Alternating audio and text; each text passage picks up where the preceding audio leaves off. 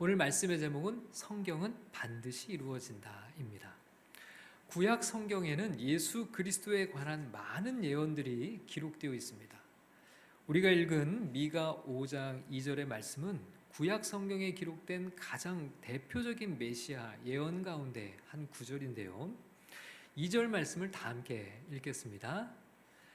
베들레헴 에브라다야, 너는 유다 족속 중에 작을지라도 이스라엘을 다스릴 자가 내게서 내게로 나올 것이라. 그의 근본은 상고에 영원에 있느니라. 이 구절을 보면 메시아가 어디에서 태어나실 것이다 라고 예언되어 있습니까? 이스라엘을 다스릴 자가 베들레헴에서 나올 것이다, 이렇게 말씀하고 있죠. 그리고 실제로 예수님은 어디에서 태어나셨습니까? 베들레헴에서 태어나셨습니다.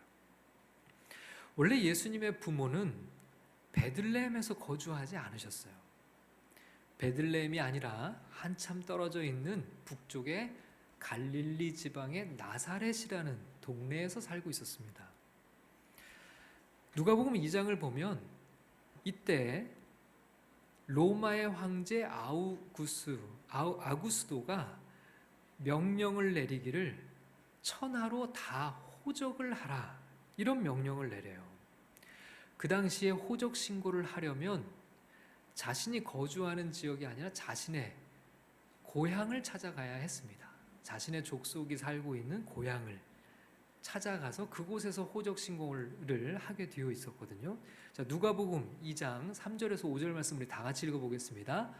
모든 사람이 호적하러 각각 고향으로 돌아가매 요셉도 다윗의 집 소속이므로 갈릴리 나사렛 동네에서 유대를 향하여 베들레헴이라 하는 다윗의 동네로 그 약혼한 마리아와 함께 호적하러 올라가니 마리아가 이미 잉태하였더라. 미가 선지자의 예언은 예수님이 태어나시기 약 700여 년 전에 주어진 것인데요. 이 예언이 이렇게 성취가 됩니다. 하나님께서 베들레헴에 살고 있지도 않은 요셉과 마리아가 그곳으로 향하게 했어요. 자, 누구를 통해서 일을 하셨습니까? 로마 황제 아구스도를 통해서 이 일들이 성취되게 하신 겁니다. 여러분, 분명히 로마 황제는 예수님이 이곳에서 태어나게 하시려고 한 게 아니죠. 로마 황제는 분명히 여러 가지 정치적인 이유와 목적을 가지고 이런 일을 했을 거예요. 하필 바로 그때 식민지 백성들에게 호적 신고를 하게 한 거죠.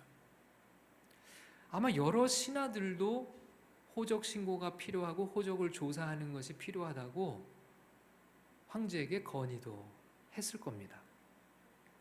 황제는 그래서 다양한 일들을 고려해서 호적 조사를 하기로 결심을 하고 명령을 내렸을 거예요. 여러분, 황제는 이 모든 일들이 자신의 결정이라고 생각을 했겠죠. 그리고 자신의 그 명령에 의해서 로마 제국의 모든 사람들이 움직이고 있으니까 뭐라고 생각했을까요? 자신이 역사의 주인이라고 생각을 했겠죠. 아마 그 당시 로마 제국에 속해 있었던 모든 사람들이 그 명령을 따르면서도 역사의 주인은 로마의 황제라고 생각했을지 모릅니다.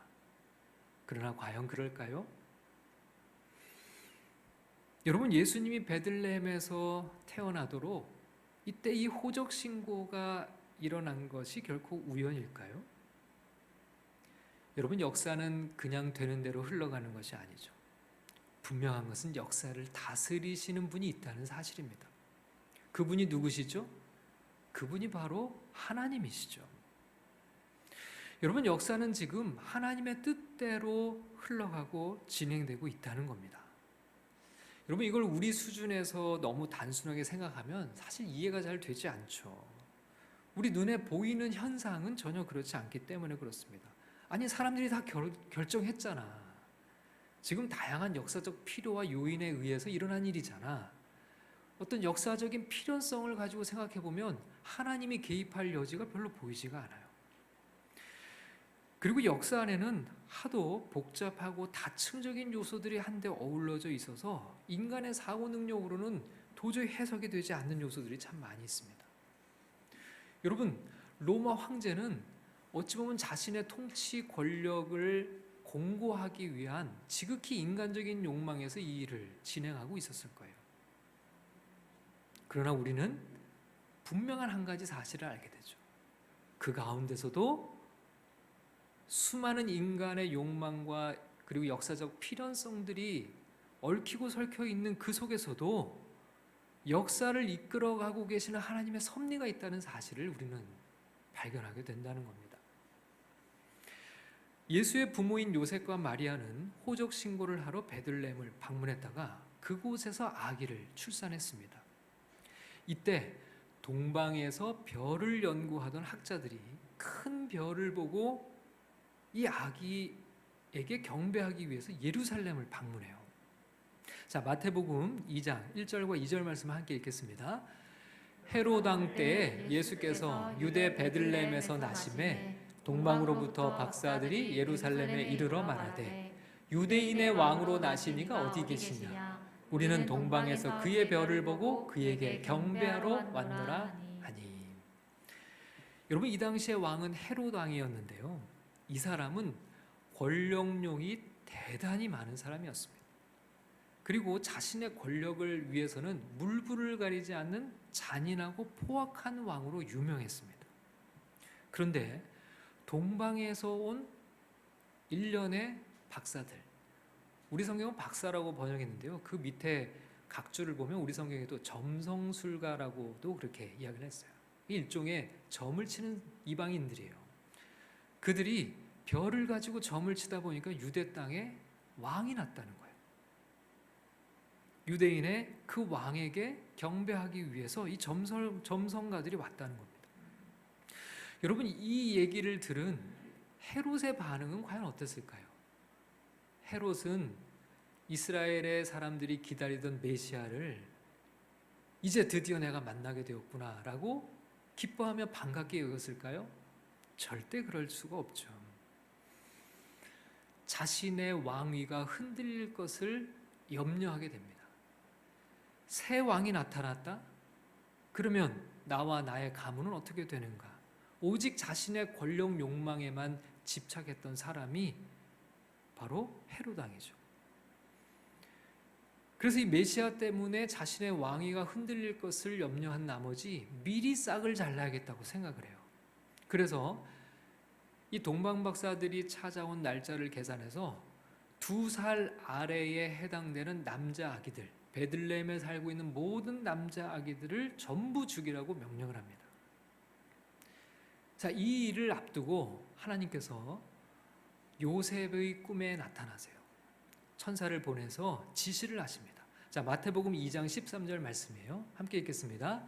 그들이 떠난 후에 주의 사자가 요셉에게 현몽하여 이르되 헤롯이 아기를 찾아 죽이려 하니 일어나 아기와 그의 어머니를 데리고 애굽으로 피하여 내가 내게 이르기까지 거기 있으라 하시니. 여러분, 헤롯 왕은 앞서 말씀드린 것처럼 권력에 대한 지나친 욕망과 집착으로 알려져 있던 사람이라고 했습니다. 권력을 위해서라면 무엇이든지 할 수 있는 사람이었어요. 그저 욕망에 충실하며 살았죠. 그렇기 때문에 2살 미만의 아기들을 전부 죽이라는 명령을 하고, 이 일로 인해서 예수님의 가족들이 헤롯 왕을 피해 이집트로 피신하게 됩니다. 근데 여러분, 이것이 구약의 또 하나의 예수님에 대한 예언의 성취가 돼요. 자, 호세아에 있는 11장 1절의 말씀을 함께 읽겠습니다. 이스라엘이 어렸을 때에 내가 사랑하여 내 아들을 애굽에서 불러냈거늘. 여러분, 호세아 선지자도 예수님이 오시기 약 700여 년 전 이 예언을 했어요. 그런데 이 예언이 어떻게 성취되었습니까? 헤롯의 그릇된 권력욕 때문에 결국 예수님이 부모님과 함께 이집트로 피신하지 않을 수가 없었죠. 여러분, 표면적으로 보면 이 일은 헤롯으로 인한 일로 보여요. 그리고 헤롯에 의해서 유대가 움직이고 있는 것처럼 보이죠. 그러나 이것 역시도 이 이면에 하나님의 섭리와 계획이 자리 잡고 있는 것입니다. 여러분, 우연처럼 보이는 이런 일들이 하나하나 하나님의 예언과 구속사의 퍼즐들이 맞추어져 가고 있었다는 것을 우리가 확인할 수 있죠. 자, 오늘 본문 2절로 다시 돌아와서 말씀을 다시 한번 읽어보겠습니다. 베들레헴 에브라다야, 너는 유다 족속 중에 작을지라도 이스라엘을 다스릴 자가 내게서 내게로 나올 것이라. 그의 근본은 상고에 영원에 있느니라. 자, 이 구절을 보면 베들레헴이라는 이름과 에브라다라는 이름이 등장합니다. 에브라다는 조금 더 넓은 지역, 그러니까 베들레헴을 포괄하는 조금 더 넓은 지역이 이제 에브라다입니다. 그래서 이 말은 에브라다에 속한 베들레헴이라고 번역할 수 있어요. 근데 여러분, 이 베들레헴이라는 이 이름의 뜻에 특별한 의미가 담겨져 있어요. 여러분, 베들레헴이 무슨 뜻일까요? 베들레헴은 우리말 성경의 형식으로 바꾸면 떡집입니다.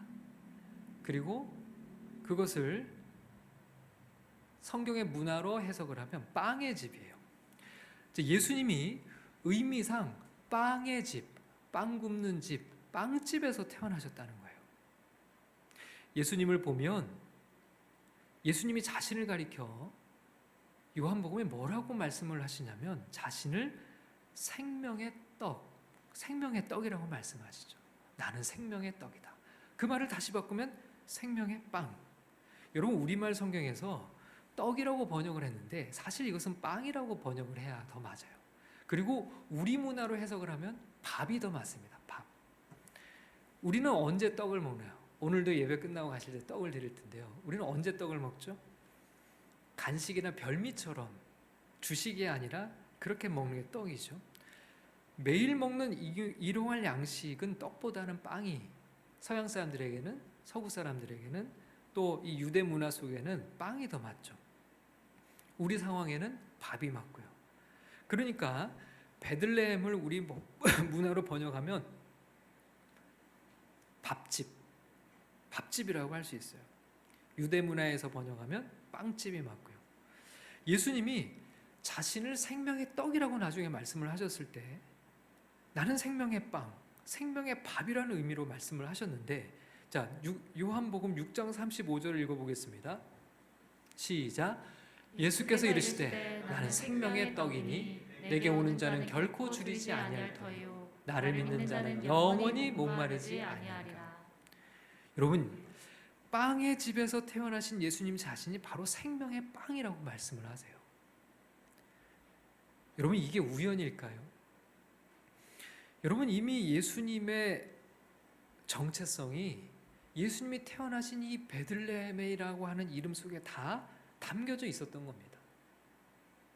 미가 5장 2절을 보면 베들레헴 에브라다야라고 했는데요. 베들레헴은 조금 더 넓은 지역의 에브라다라고 했습니다.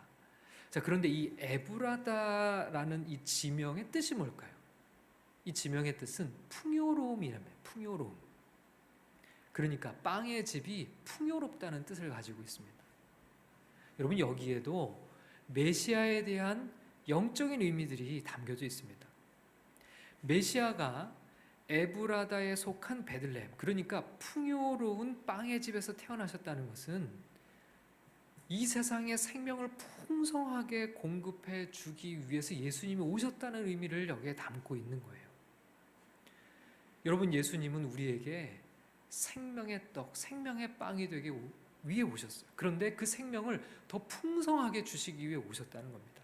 여러분, 요한복음 10장 10절을 한번 읽어보겠습니다. 시작. 도둑이 오는 것은 도둑질하고 죽이고 멸망시키려는 것뿐이요 내가 온 것은 양으로 생명을 얻게 하고 더 풍성히 얻게 하려는 것이라. 예수님 우리에게 생명을 주기 위해 오셨어요. 그런데 그 생명을 그냥 생명만 누리는 것이 아니라 이 땅에서 그 생명을 풍성하게 누릴 수 있게 하시기 위해 오셨다는 거예요. 풍성한 삶을 약속하고 계신 것이죠. 여러분, 예수님이 오시기 이미 700년 전에 예수님이 태어나실 베들레헴이라는 이름 속에 메시아가 어떤 분이고 메시아가 우리를 위해 어떤 일을 행하실지를 다 담아 놓으신 겁니다. 여러분, 성부 하나님은 광야에 있는 이스라엘 백성들이 살아갈 수 있도록 하시기 위해서 하늘에서 무엇을 내려주셨습니까? 만나를 내려주셨죠. 그러나 그 만나는 딱 하루치 분량의 음식이었어요. 먹으면 다시 배가 고파지는 것이었죠. 그런데 하나님께서 이제 메시아를 우리에게 보내주셨는데 이 세상에 생명을 공급해 주시기 위해서 하늘로부터 생명의 떡, 생명의 빵이신 예수 그리스도를 보내주셨다는 거예요. 그리고 그분은 풍요로운 빵의 집에서 태어나게 하셨다는 겁니다. 하나님이 매일 아침 만나를 보내실 때에는 아무런 대가를 필요로 하지 않았지만 잃어버린 죄인으로 가득 찬 이 세상에 생명의 빵을 공급하기 위해서는 그 대가로 십자가 위에서 예수님의 생명을 지불해야만 했습니다. 우리가 육신을 위해 이 세상의 빵을 먹을 때는 항상 굶주림을 느끼지만 예수님을 구세주로 받아들이고 주님으로부터 생명의 양식을 공급받을 때에는 더 이상 우리의 영혼은 굶주리지 않는다는 거예요. 진정한 만족과 참 생명을 누리게 된다는 것이죠. 인간으로 오신 하나님의 아들이 이 땅에서의 우리에게 삶을 주실 때 빵의 집으로부터 시작되었고 우리의 영생이 생명의 빵이신 예수 그리스도를 믿을 때 시작된다는 것이 과연 우연일까요? 그렇지가 않다는 거죠. 하나님의 섭리와 계획 속에 이 일들이 다 일어난 일들이라는 겁니다. 자, 여러분 다시 2절을 보면 미가 선지자는 베들레헴을 유다 족속 중에 작을지라도 라고 표현했습니다. 자, 베들레헴은 유다 족속 중에 작은 성읍이라고 얘기를 해요. 이 말씀에서 작은이라는 단어를 조금 주목해 볼 필요가 있습니다. 이 단어는 표면적으로 보잘것없는이라는 뜻을 가지고 있어요. 베들레헴처럼 보잘것없는 곳에서 메시아를 탄생케 하신다는 것은 여러분 우리 인간들의 기대에 어긋나는 일입니다. 우리 인간들이 생각할 때 이스라엘을 다시금 구원할 위대한 왕 메시아는 어디에서 태어나셔야 할까요? 이스라엘의 종교, 정치, 경제, 문화의 중심지는 어딘가요? 바로 예루살렘이죠.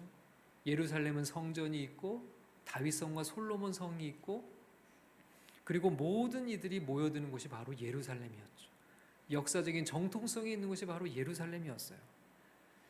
아마 사람들이 기대했다면 예루살렘에서 왕이 나와야 합니다. 그런데 하나님께서는 보잘것없는 작은 성 베들레헴에서 예수님이 태어나게 하셨다는 거예요. 여러분 여기에 하나님의 특별한 의도가 숨어 있을 것 같지 않습니까? 여러분 이 작다라고 하는 것은 어리다는 뜻도 담겨져 있는데요. 구약을 보면 이 어리다라고 표현이 된 이들이 쓰임받은 여러 이야기들이 있어요. 그러니까 동생, 즉 힘이 없는 자, 어린 자가 형, 즉 힘 있는 자를 이긴다는 이야기들의 스토리들이 여러 번 있는데요. 자, 대표적인 것이 뭐가 있습니까? 동생 야곱이 형 에서를 이기고 축복을 받는 장면이 있습니다. 아주 유명한 얘기죠. 또 요셉은 형들을 다스립니다. 제일 작은 11번째 아들 요셉이 형들을 다스리죠. 자, 그런가 하면 가장 연약한 지파 12지파 중에 가장 작은 지파였던 베냐민 지파에서 이스라엘의 첫 번째 초대왕 사울이 나오죠. 자, 그런가 하면 다윗은 어떤가요? 여러분 사무엘이 하나님의 지시를 받고 이새의 집안에 새로운 왕에게 기름 붓기 위해서 베들레헴을 향해 갔습니다. 다윗의 고향이 베들레헴이죠. 그곳에 가서 이새에게 아들들을 데려오라고 해요. 그러니까 첫째 아들부터 둘째 아들까지 차근차근 이렇게 오죠. 그런데 성령이 감동을 주시지 않아요. 아들이 다 지나갔는데 다 끝이 났는데도 하나님이 지시를 주시는 아들이 없죠. 그때 이새가 묻습니다. 이 아들이 전부 다냐? 그때 이새가 뭐라고 얘기를 합니까? 아니요, 하나가 더 있긴 있는데요. 이 아들은 왕이 될 제목이 아니에요. 지금 들에서 양을 치고 있습니다. 아버지가 볼 때 저 전혀 왕이 되지 않을 것 같은 막내 아들이 누구였습니까? 다윗이었어요. 형제들 행렬에 끼지도 못하던 막내 다윗이 이스라엘의 역사상 가장 위대한 왕이 되게 됐죠. 여러분, 메시아가 베들레헴에서 탄생하신다는 것은 연약한 자와 사회적으로 불리한 자, 즉 형처럼 힘 있는 자가 아니라 동생처럼 어리고 힘없는 자를 통해 역사하시는 하나님의 섭리를 따라 메시아가 나오실 것이다 라고 하는 뜻을 함축하고 있다는 겁니다. 여러분, 예수님은 어떻게 오셨습니까? 고난받는 종의 모습으로 우리 가운데 오셨어요. 세상 죄를 짊어지고 가는 어린 양으로 오셨어요.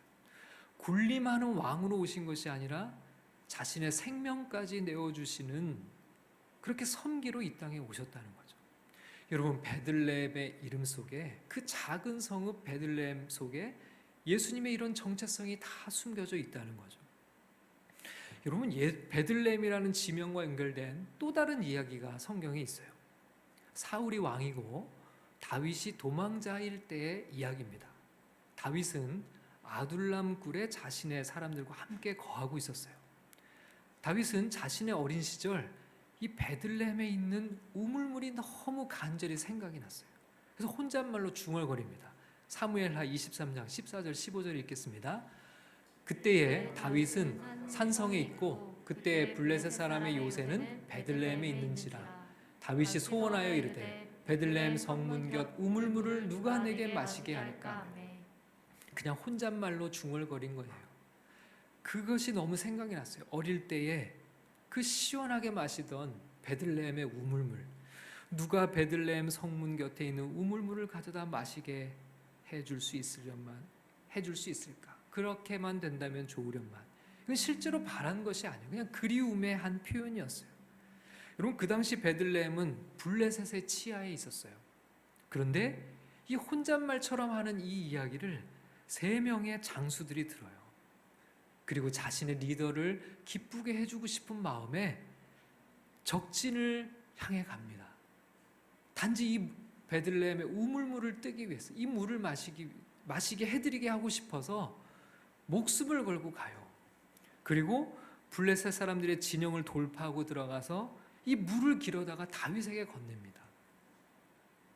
다윗이 그런데 그 물을 받아서 마실 수가 없어요. 자기 자신을 위해서 목숨을 내고 그 물을 떠온 그 부하들의 피 같은 이 물을 마실 수가 없는 거예요. 그래서 그 물을 자신이 마시지 않아요. 그렇게 그리웠던 베들레헴의 우물물을 자신이 끝내 마시지 못해요. 그리고 그 물을 하나님께 부어 올려드리면서 이렇게 말합니다. 이는 목숨을 걸고 갔던 사람들의 피가 아닌가.